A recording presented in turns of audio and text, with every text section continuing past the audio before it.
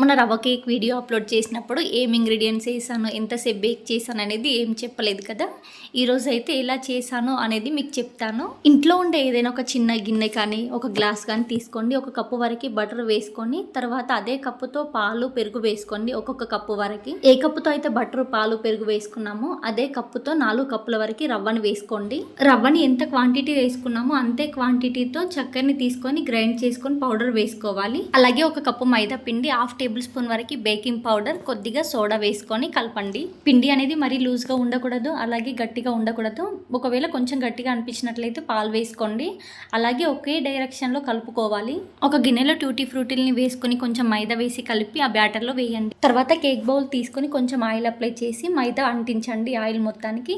లేకపోతే మీ దగ్గర butter paper ఉంటే బటర్ పేపర్ పెట్టేయండి. మందంగా ఉండే ఒక ప్యాన్ తీసుకొని దానిలో స్టాండ్ పెట్టేసి కేక్ బౌల్ని పెట్టేయండి. తర్వాత పైన మొత్తం కవర్ చేయాలి. హై ఫ్లేమ్లో 10 నిమిషాలు పెట్టాలి. తర్వాత లో ఫ్లేమ్లో 40 మినిట్స్ పెట్టండి. మీకు మాడిపోద్దేమని డౌట్ అనిపిస్తే టూత్ పిక్ పెట్టి ఒకసారి చూడండి.